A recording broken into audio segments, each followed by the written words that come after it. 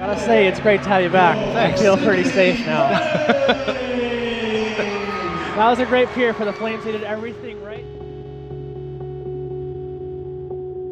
My first impression of him was, wow, he's really quiet. I know he's played pretty decent hockey in the past, but he's a quiet guy. But then we played our first game, and we actually played Liberty's Division II team that year, just as kind of a warm-up game. And then all of a sudden you saw a different side of Cockburn that you don't typically see kind of outside of the rink, and he was really chatty on the bench, really encouraging, kind of very instructional to other guys on the team. So as soon as I saw him do that, I was like, kind of looked at the assistant coach at the time, Jonathan Barber. I was like, that's our guy right there. Here I am, this freshman coming in. There's seniors on the team. There's guys that have been there for a while, guys that are well respected, and he gave me this burden of being a captain, and a freshman captain at that. And I realized that I have to figure it out here. I got to be able to step up. I got to be able to lead prayers and at practice and lead these guys, talk to them, and that really allowed me to step out of my comfort zone. A year later, he said, we don't have anyone to do color tonight, and it'd be great, let's do this together. And man, he threw me under the bus. I went on there, I had the headset on, I didn't know what was going on. There's people talking in my ear, and I was just terrified.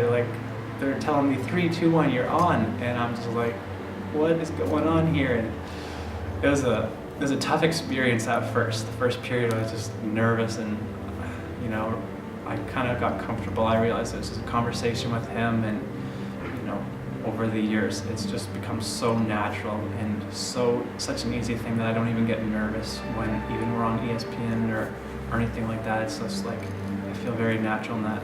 The second time I ever broadcast with him, he told me, come down to Florida and broadcast D2 Nationals. Cockburn and I were pretty good friends from him being, the captain of my hockey team, and I was like, I could use a color guy to come down with me, somebody I like and enjoy doing it with. I know you've never done it, but you know the hockey well enough to be able to do this. I was like, do you just want to come down with me and broadcast? And he was like, sure, I'd love to. So we get down there and we're broadcasting our first game, and I'm like, okay, you gotta go interview the guy. And he goes, I have to interview him? And I'm like, well, do you want to do play-by-play? And he goes, nope. And I was like, all right, go. So he went over and interviewed the guy, and he was so nervous, but he did a good job. I was actually really impressed with how well he did. I guess my whole work environment now is speaking publicly or interviewing coaches, and definitely I have a little insecurity about myself. I'm not the loudest guy. I'm not,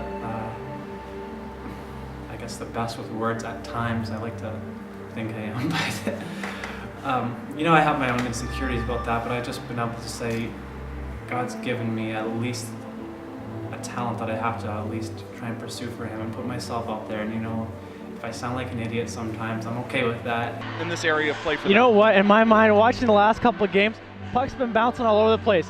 Starts with this thing right here. These are from the Czech Republic. They're not Canadian-made pucks.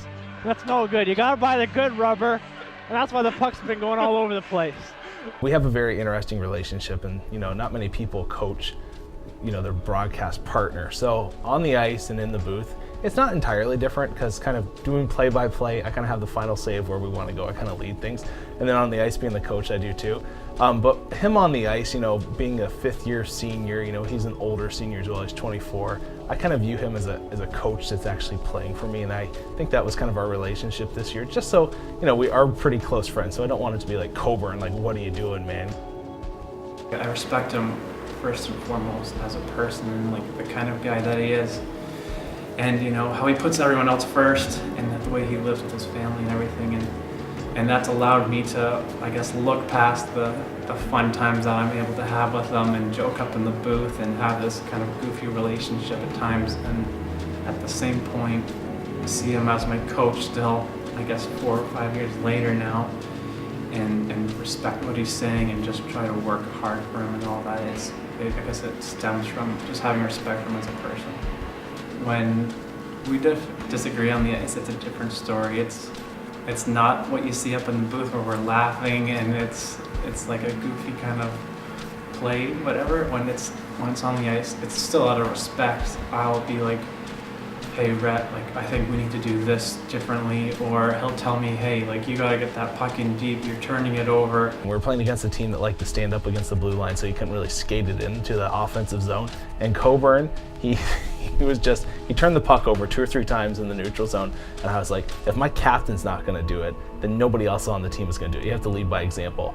And he jumps off the ice, and I kind of grabbed him by the back of the sweater and gave him a little yank, and I was like, you've got to listen to me and do this. And he kind of pulled away, and he kind of gave me a look, and I kind of gave him a look, and then afterwards we had a laugh and kind of hugged and made up afterwards. You know, there's been times where we've kind of, I wouldn't say butt heads at all, but we've had similar differences and whatnot, but a lot of respect for each other. Put myself out there. I came to Liberty and I thought I was going to screw up and not make it, but here I am 5 years later. I graduated, and you know, it was awesome to be able to come here and meet so many strong guys in the faith and play on a Christian team.